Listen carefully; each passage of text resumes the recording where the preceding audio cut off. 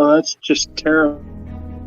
You are listening to Indie Radio, where we do content the indie way.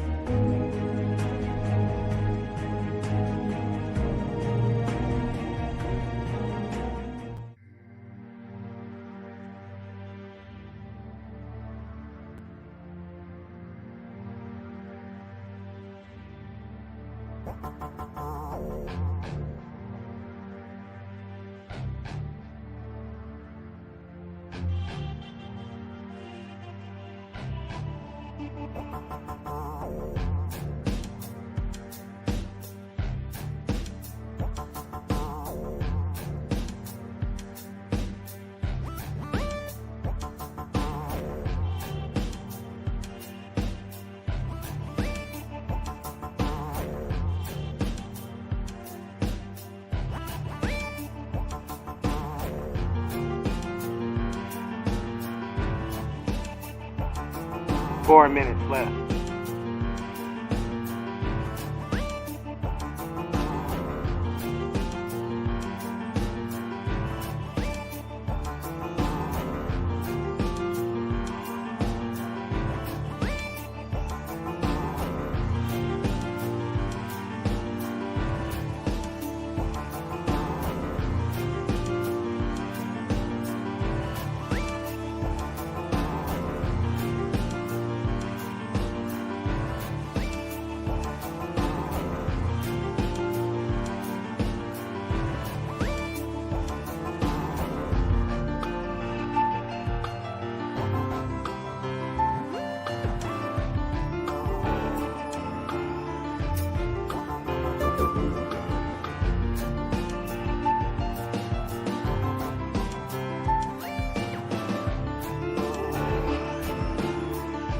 Three minutes left.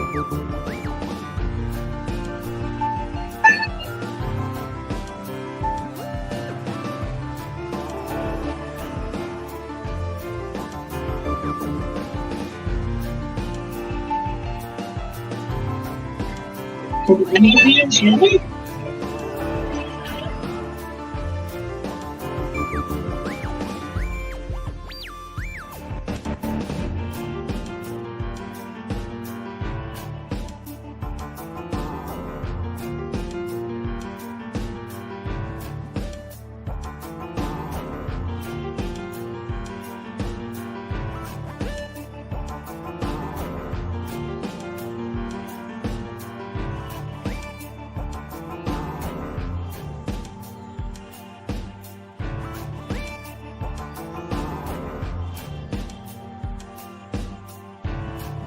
2 minutes.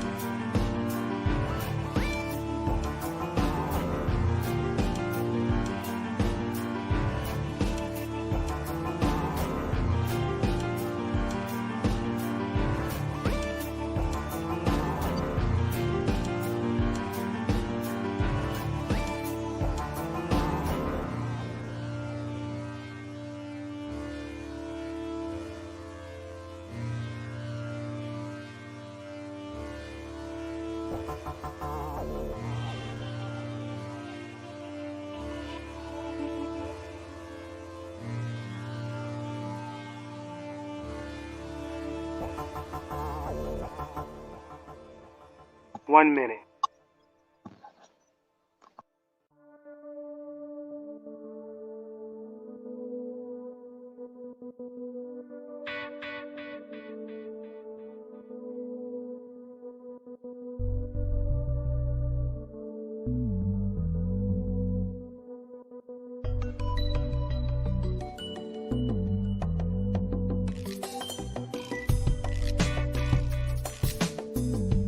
Thirty seconds.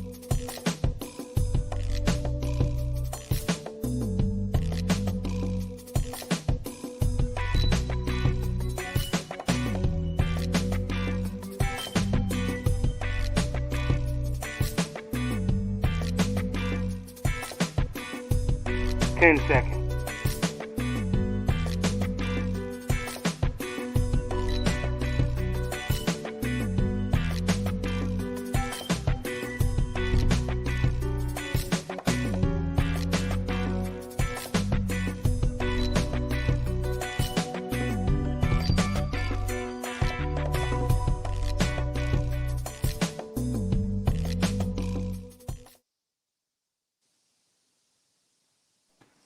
Hey guys, welcome to another episode of Infectious Geek, and I am Tory. I'm your host. This week we are finishing up our podcast about Star Wars, and we got a good panel here tonight. Hi guys! I want to introduce Kinsey, my co-host, and one of my co-hosts.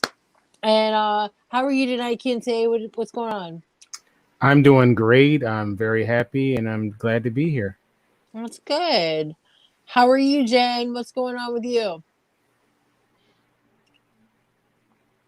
Who? Jen. Jen. Mm-hmm. Uh-oh, Jen is the silent type tonight. Okay. All right. Well, anyway, how are you, Ray? How are you doing? I'm doing all right. However, I'm having a bitch of a time hearing you guys. So let me give me just a minute trying to figure this dumb shit out. Love you. Okay. Love you too. How are you, Josh? Is that me? Yes. You're Josh. Oh, then I'm right? doing fine. It seems like everybody's getting a little hard start here. It's okay. What's going on this week? Anything cool happen to you? Every day of the week, something cool is happening to me, and I wish it would stop. I can't handle so much goodness. Me either. Hey, Well, just out of actually- curiosity, mic check 1 2 1 2. Mic check 1 2. Fat kid who's black and white. I can hear you, but how about you leave and come back? Can you hear us? I sure can. All right, cool. All right, so Kirk, how are you tonight? Good, doing good. All right. Oh, you're wearing your Dracula shirt. Look, I'm on a Nosferatu t-shirt. Yay, we match. Okay, so in news for me, I'm in quarantine for the next 2 weeks. Some girls in my house have COVID, so because I'm not vaccinated, I didn't make that choice. They put me stuck in my room for 2 weeks, so that's great. So super awesome, right? This week we're going to finish talking about Star Wars. I know that we're all fans around here. So last week we talked about Jar Jar Binks, we talked about Boba Fett, we talked about Han Solo, we talked about Chewie. Who else? Jar Jar Binks is a Sith. We already talked about him though. So Kinsey, what other ones did we talk about? Do you remember? We talked about You talked about him being a Sith. He's a Sith. Ewoks. We talked about Ewoks. We talked about make Jar Jar great again. Right. We talked about Han Solo. I think we talked about Boba Fett. I think a good place to start is let's talk about the Emperor Palpatine. Yeah. I think he's a very interesting character, and somebody that we definitely should talk about. I think he's a great character. Hold on a second. Let me, in case you don't know who Mr. Palps is, there he is right there. Yes, that's who he becomes, though. Right. So, Yes. So Emperor Palpatine. So, I guess I'll start off with the Emperor. Yeah, go ahead. One of my favorite characters in the Star Wars lore. He is cunning. He is duplicitous. He's evil, and he tricks the Jedi right in front of their face, right under their nose. They didn't know what he was doing or whatever. The spoiler alert: he even dies and then comes back, and which makes him a zombie, right? And so, the actor who plays him is a fantastic actor whose name escapes me. Please forgive me, Star Wars fans. But because you know how they can be cold-blooded when you don't know every little detail. But they're savage. Yes, they are. yes. But I've always been a fan of Emperor Palpatine, and the funny thing was when they cast him in Return of the Jedi, the actor, you know, he was a lot younger than he was playing. So I think George Lucas was thinking ahead that somehow in the future he would need him for the prequels. So when it was time to put him in the prequels, he was, you know, the perfect age for, you know, his character. So very smart cat, you know. And then he had the hope that, you know, 30 years later he wouldn't die. So right. You know. So yeah. you know. So, but now it doesn't matter if you're dead, they can always bring you back via hologram. Right. That's always a good good segue to the dead. So I think that he was a pinnacle part of the newer movies. I think that his role was the new Darth Vader, if you will, because he brought evil into this world, you know, of Star Wars, like with the Phantom Menace and all that stuff. Like he's the reason that they started this war and all this other stuff, and he very much conveys good versus evil, and I think he's just a great character. And yeah, the actor was really really good too. Like he definitely was on point with his acting skills. I think though that like with his evilness, maybe he had a little bit of Mr. Burns in him, a little like, you know what I mean? Like, slithers, you know, like, I think maybe a little Gollum too, like, he turns into that. But let's see what everybody else thinks. Kirk, what do you think about? Well, I definitely thought he was the best part of Return of the Jedi. He was the only one who could scare the shit out of Darth Vader, so that was pretty cool. And yeah, I agree with Kinte. I thought the actor, I thought the guy playing him was excellent. I'm not too sure. You know how they ended the whole franchise with the, you know, I don't know, spoiler alert or whatever, and anyone who hasn't seen the movie, but it ends up that girl is related to him. I don't know. I just thought that was I too neatly wrapped up or whatever. I just Amen. Preach on. You have no idea how much I agree with you right now in the fact that one, Palpatine is still alive at the end of all of these movies, and that Rey is somehow or another connected to him. That is all entirely bullshit.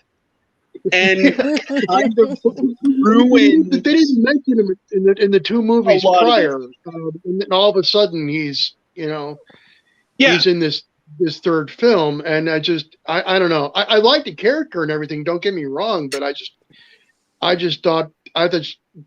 thought it was kind of a shithole move, a cheap way of just wrapping everything up, and shithole move to bring him back and to make him Rey's grand bullshit parent, mother, daughter, everything force.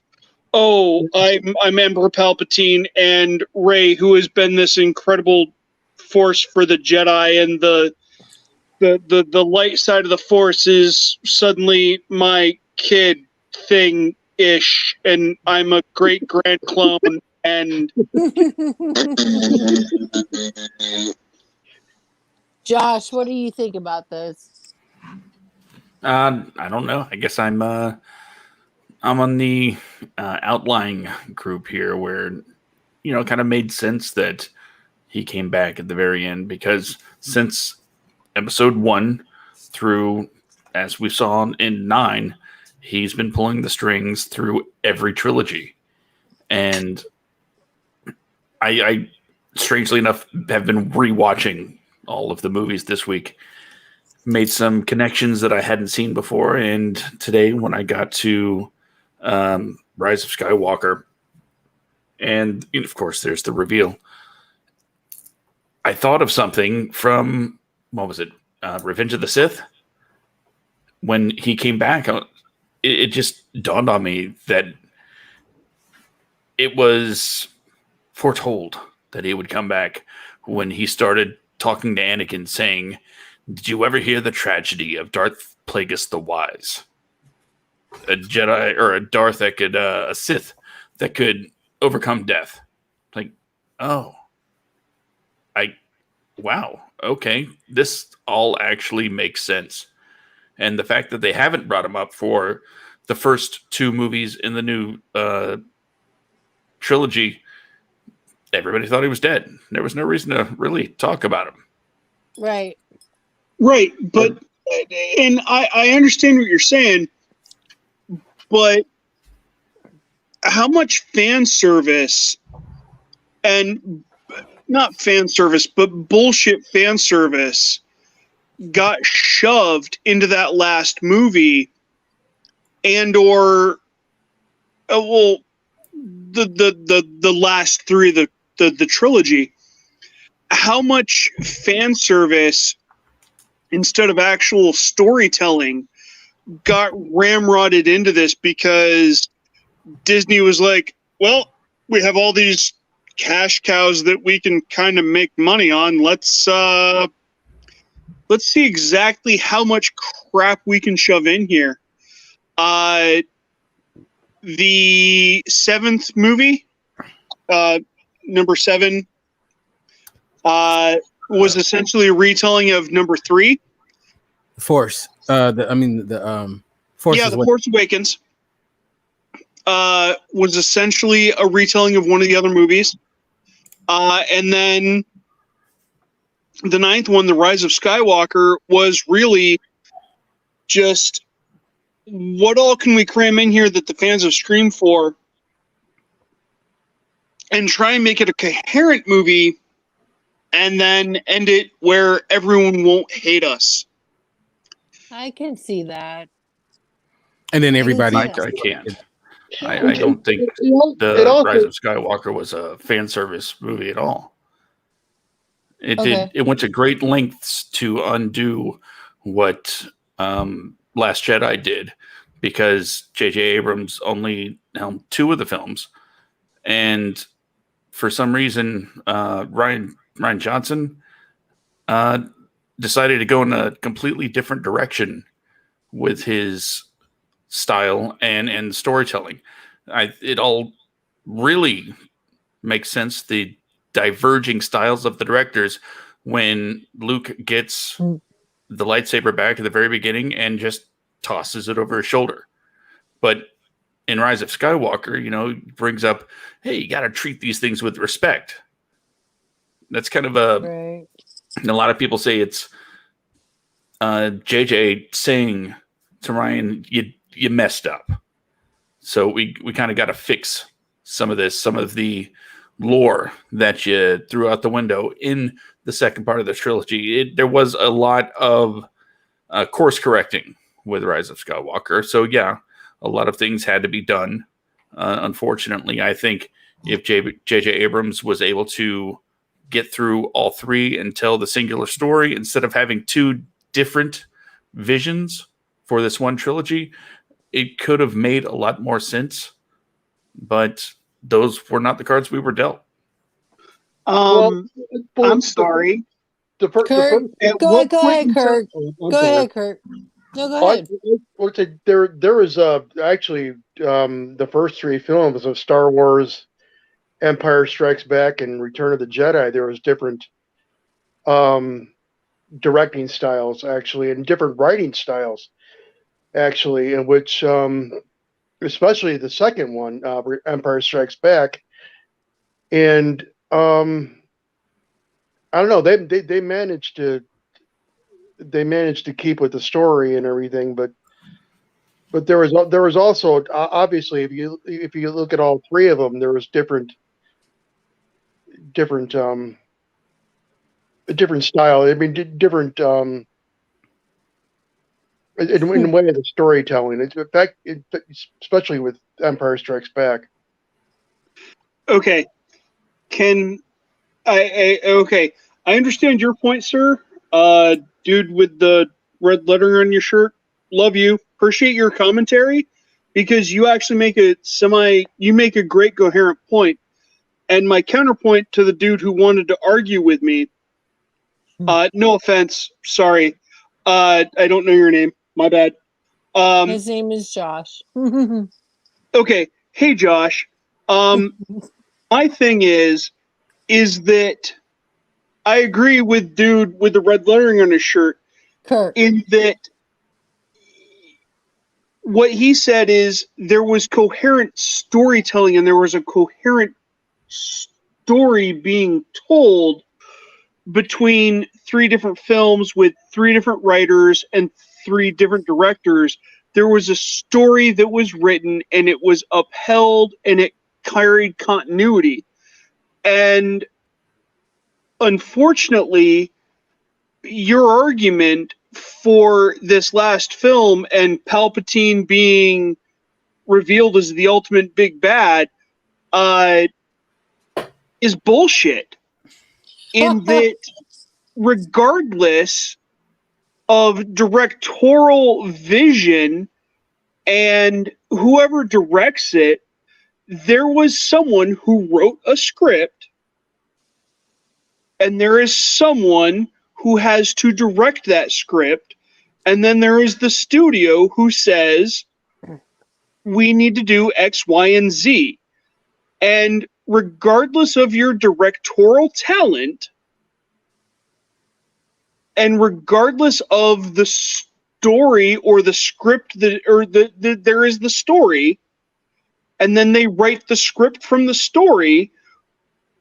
When the studio says no, you have to include X, Y, Z, and B plus A, F, G because it's going to be fan service, you end up with a big steaming pile of shit that is somehow or another Palpatine survived and he has been behind this entire scenes battle and he has managed to amass this force of battleships powered by the same crystals that lightsabers are made out of that are affected by the Force on a planet unknown for all of these years by all of these reasons.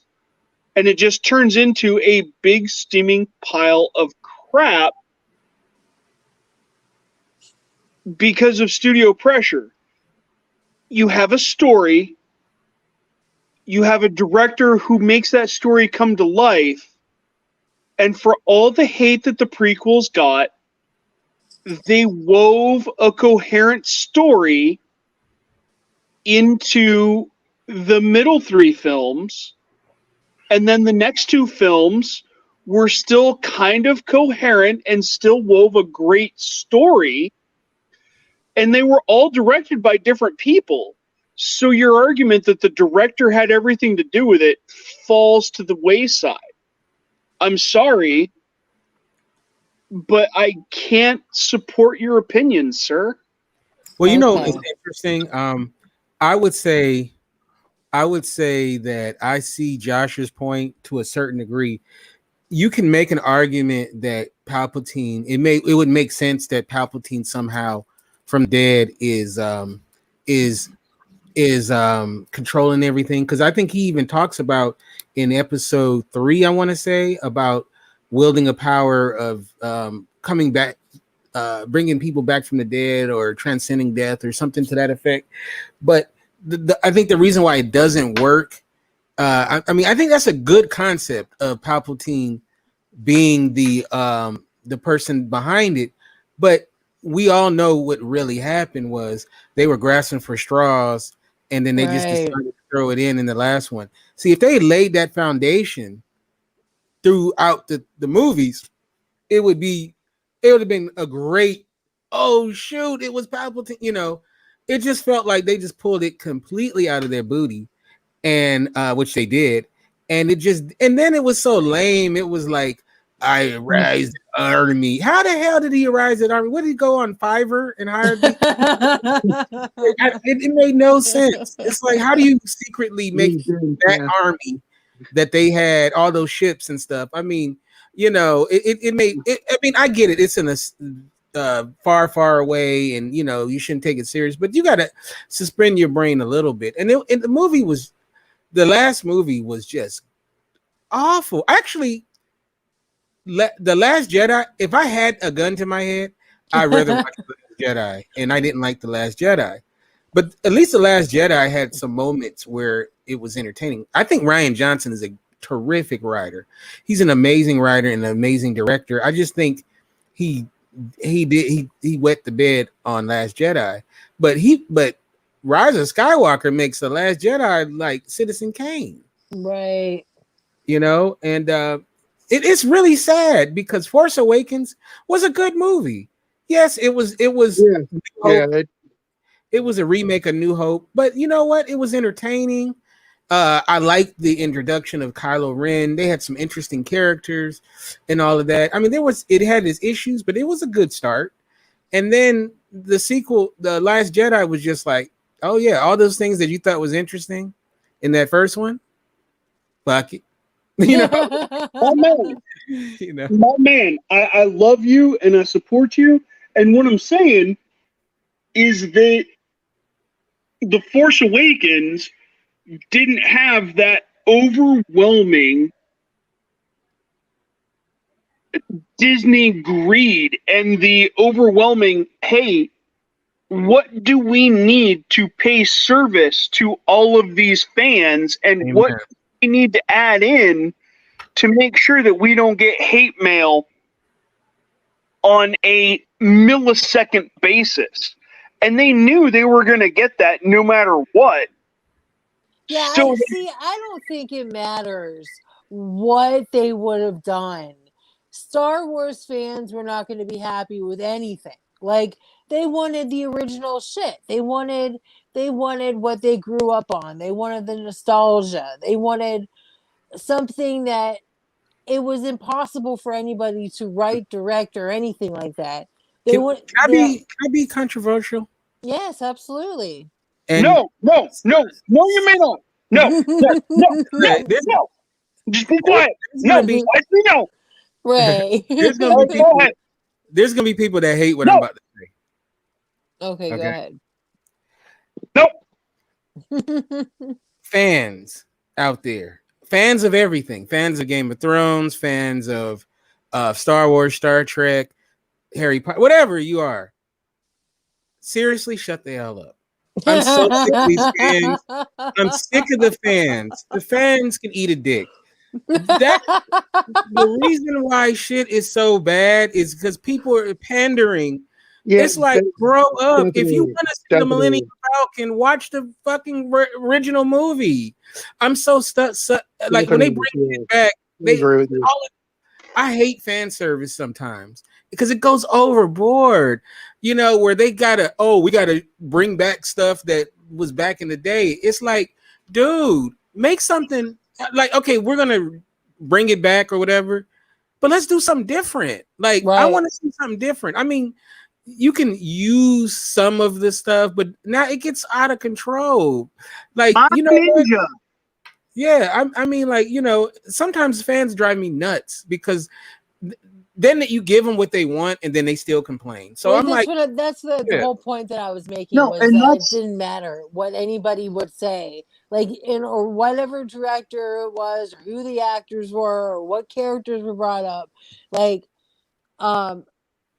Like, I just think that it didn't matter what anybody would have done. It would have been good enough. Jesus could have wrote the script and they would have been like, yes. Oh, there's enough service. Who is that guy? So, oh my God, Jesus wrote the script? Did you seriously just turn this anti-Semitic and anti-Muslim in the same goddamn sentence?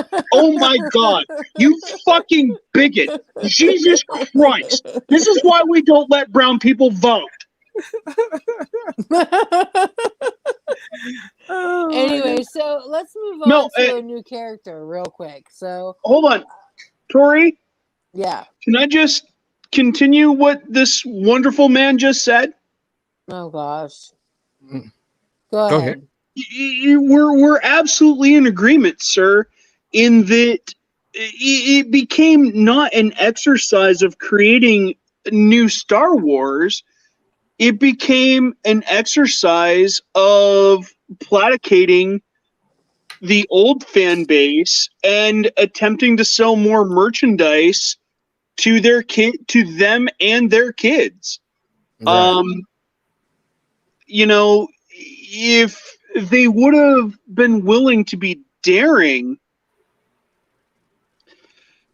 it would have been a completely different experience. But the third trilogy, particularly the last movie, they tried to shoehorn in so much old that they failed to tell and failed to truly close off the story of a galaxy far, far away and the epic battle, or not the epic battle, but the struggle to maintain balance in the Force. Right. And I'm going to pull a Forrest Gump, and that's all I have to say about that. Can I do you have a character or somebody, or can I bring up something Go else? ahead. You can definitely bring up somebody. Can we bring up now that he's not a character, but we kind of were talking about him, about his work. And this person is in fact J.J. Abrams. Okay. I think this is a good place to go from. Now, this is a good segue.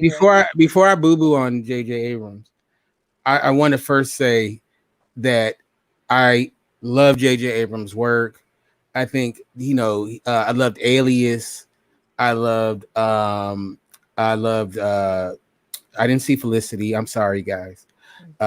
Maybe eventually I'll get around to it. I loved Lost. I love what he did with Mission Impossible. I'm not. I loved Lost, but the ending sucked. Anyway, go ahead. We could do a whole Lost show, but I love. Like, I think he's very talented, right? He did a movie called Joyride. He wrote the movie Joyride. I don't know if you remember that back in the day. And, he's very talented, right? Super 8 was a good movie, too. Yeah. Which one? Super 8. Yeah, that's a good movie. That was excellent. So I want to start off by saying I'm not a J.J. Abrams hater. I'm actually a fan of J.J. Abrams. But let's go into what I feel like. The guy's talented, but dude, I'm trying to help you, what I'm about to say. Stop rebooting stuff. Stop it, dude. You're way more talented than this. I mean, Mission Impossible, he got that restarted. Star Trek, he got that restarted. Star Wars, he got that redone. I think there's something else that he's getting back going again. Dude, don't be the reboot guy. Right. Get back to original storytelling. You have the talent. You are talented, dude. He's not great at finishing stuff. That's another thing. He's not a great finisher. But I just feel like if you reboot another goddamn, franchise, right, I'm going to come to your house and smack you until you snap out of it. I just think it's from a creative standpoint. I know they give you a Brinks trucks full of money. I get it. I understand, but I'm sure you have a lot of money, dude. Your next project needs to be something original from your brain. You have the talent. You have the ability. I'm sure he's like in his swimming pool like whatever, dude. But I'm saying this as someone who likes J.J. Abrams. You know. Well, okay. I like a lot of what J.J. Abrams has done as well, but I think what you're asking is a whole lot of unreasonable.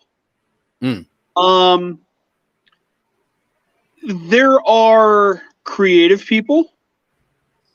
Mm-hmm. There are artists. There are writers. There are sculptors. There are mathematicians. There are astronomers. There are engineers, scientists, virologists, biologists. You have all these people with all these different types of talents, right? Right. Let's just suppose, McKay, for a second that if you ask J.J. Abrams to animate or draw or write out a stick figure fight between, oh, Jesus Christ. What happened? Oh, shit. You still there? Yeah, what happened? My phone. Uh-oh. Okay, well, Wow. we'll come back to that. Well, I think it's he talked about I think what Kente is getting at too is that he wants something original from him. And I think as long as he keeps getting the financing and the money or whatever, I think he's probably going to go the same route. And I hate the whole redoing things and the whole. I especially hate when an artist, well, a director puts out a movie and it's had its day or whatever, and 2 or 3 years later or whatever, they come back and I want to put this back in it, or they want to do like a director's cut and stuff, and the whole thing with the Star Wars franchise, especially the first 3 films, you can't even find the original ones anymore on DVD, on Blu-ray or whatever. It's all the ones that Lucas had redone, and it irritates me because I don't know how many of you guys saw Star Wars originally at the theater. Right. I only saw Return. Yeah, I saw the first one at the theater, and I was blown away, and not during the whole 2 hours. I didn't think that. Well, you know what I'm seeing is really cool, but what it needs in the background are a couple more dinosaurs. I mean, Lucas did that with Star Wars, put the whole bunch of shit in the background, and the whole thing with who shot first and who did this first, and you just leave it alone, and is my point. And I'm sure there's a lot of directors out there who feel that a lot of their work is, that you go back and, if I only did this and I only did that or only put this in. I think all artists are like that in a sense. Like, like painters and people that draw, they look at something and they're never done with it. Like they have to force themselves to stop in order to say that it was done. They have sense enough to realize that they can't go back and redo that. But Lucas, has done all that. I mean, he's really pissed me off with when not being able to see the original and not having the experience that I had when I saw it at the theater, and because these people who are seeing Star Wars now are seeing, the updated version, which is not the same thing. So hi, Renee. So Josh, what do you think about this? We got quiet. well, I'm sorry. First of all, we should be getting the original unspecial edition trilogy at some point in the future with the acquisition of Fox by Disney. Really? Oh, okay. Fox owned the rights to the original trilogy. Yeah. And hopefully, I'm not saying there's rumors that this is going to happen, but since it's all under one umbrella now, hopefully that's what we're going to get at some point. If they just make it an option on the Blu-ray or whatever, you can watch the original or watch, a lot of DVDs do that, and I don't understand why they don't do that. But I don't know. So fingers crossed, right? Yeah, I hope so. Go ahead. I'm sorry. Well, all I was going to say was, the special editions did a lot to change the original trilogy. I'll even go as far to say some of them not the worst things in the world, like putting Jabba in the scene in A New Hope instead of just some guy. Didn't say it was done well. George Lucas found some new toys and wanted to play around with his movies a little bit. But yeah, I completely agree that the OG trilogy should be an option. Yeah, it should be. Yeah, I'm just saying. Yeah, I definitely agree. Yeah, that's interesting that he has all the money in the world and all the he could just do it because he could. Most filmmakers would love to go back and maybe tweak some of their work, but it doesn't mean that it should happen. No, that's what happens. You can do that when you self-finance and self-produce. Right. So, another thing too that's interesting is, I don't know, maybe this might be a little too inside the weeds, but Star Wars has spawned a lot of great video games. I don't know if you guys played video games. Lego Star Wars is one of Lego Star Wars is great. There's also KOTOR, Knights of the Old Republic. There was the one that was on 64. It was what was it called? Empire. What was it called? Something of the Empire that was so awesome. It was a great game. That was a great game. And then also the Battlefront games are amazing. Oh, yeah. Those are just awesome. Jedi Fallen Order was amazing. You know what I would love?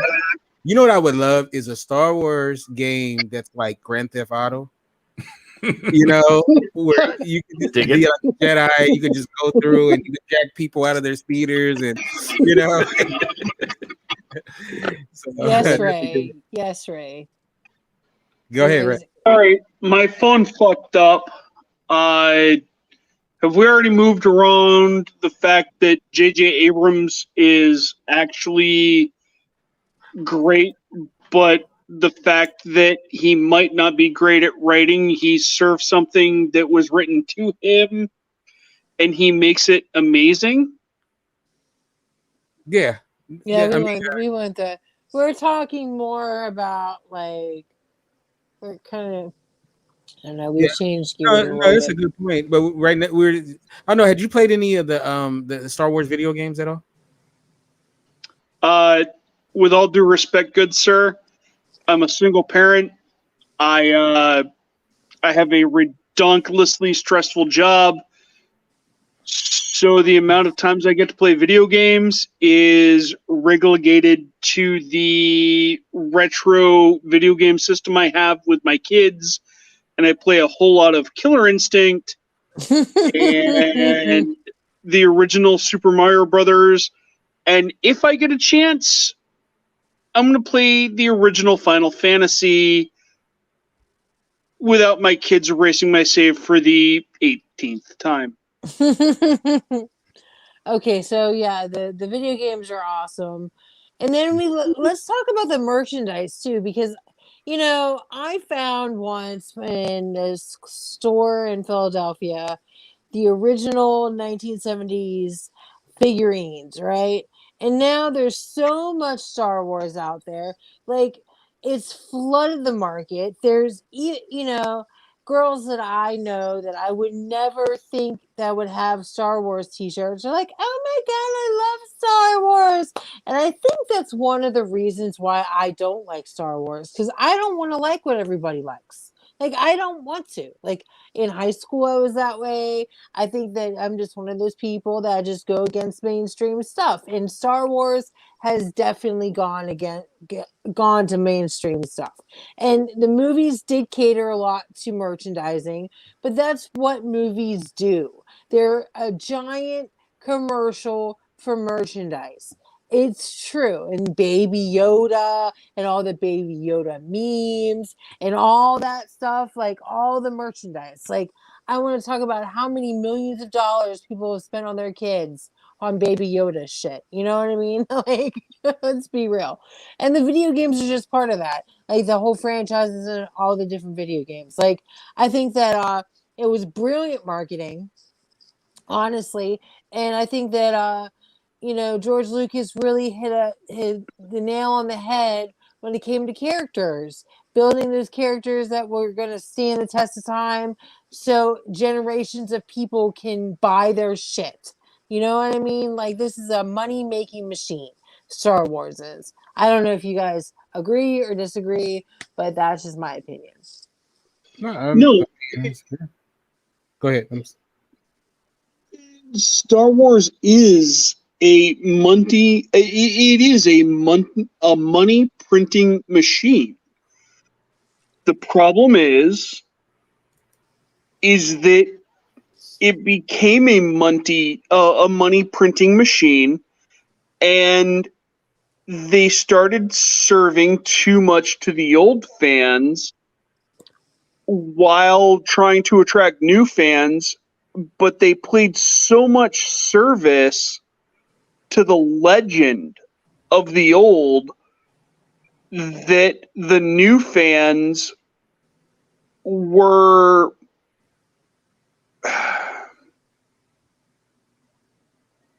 the old fans are diehard fans. They are hardcore to the bone fans, and they grew their kids up on the old stuff, and then you bring in the new stuff, the prequels, and they begrudgingly bit into it because it provided a backstory for their favorite characters. And then they came out with the last set of movies, and the first one was a retelling of episode 4. And then the last two played a whole lot of fan service. Don't get me wrong, the scene where Luke is projecting himself to antagonize Kylo Ren and the First Order because Snape has been slain, and that force projection is enough to allow the rest of the rebels and Leia to escape. And then once Kylo realizes that it's not him, and then Luke dies, he disappears into the folds of his Jedi cloak and robes, and then becomes a Force ghost, is incredible. Like, that whole thing where Rey finds the path that the little ice foxes are running through, and she saves the rebels, and she uses the Force, and it's amazing. But then you get to that last movie, and it's just a whole lot of bullshit shoehorned in to make the old fans happy, and yet you don't provide a fan satisfying closure. Right. Because I don't know. And it all ties into, you can have the most brilliant director on the face of the planet, but if he's handed a shit story, he'll direct a shit story. Right. Okay. So I think that we did a really good back view on some of the stuff. We talked about a couple characters, we talked about the director, we talked about how it's a money making machine, and this was a pretty good episode in regards to getting to the meat of Star Wars. So I think that with the other episode, I think that next week we're going to talk about mental health, and me and Kirk are going to be joined by a friend of mine named Ashley, who's a criminal investigator, and she has psychology background, so she can help us with the different mental health issues. And there's going to be a lot of good topics to be had, and I'm going to interview her, and that'll be great. So, Kinte, where can we find you on social media? Yes, you can find me at Kente F on Twitter, Kente Ferguson on Instagram, and of course the website is indyradio.org. There's INDY radio.org. All right. So Kirk, where can we find you on social media? Just Kirk David Smith on Facebook, and actually Kirk David Smith 7790 on Instagram. Okay. All right. Ray, do you want everybody to know how to find you on social media? No. Okay. All right. Fair enough. I'd honestly prefer to stay. Look, for I didn't think several so. years, I ran a political podcast. And I'm actively trying to distance myself, not from my political views, but Gotcha. yeah. Understood. So if you can find the Viking, yay! Hopefully I can be a guest again on the Infectious Geek. I really appreciate it. Absolutely, buddy. All right, and I'm Tory Rush, and you can find me on Facebook at Tory Rush, ToryRush, and on Instagram at Rush Tory. And you can also find me. No, wait, I got rid of my Twitter account, so never mind. That's where you can find me at. So thanks for joining us, and I hope you join us next week because it's going to be a great episode. So thanks for watching, and thanks everybody for being on there. Bye, guys. Take care, everybody. Bye.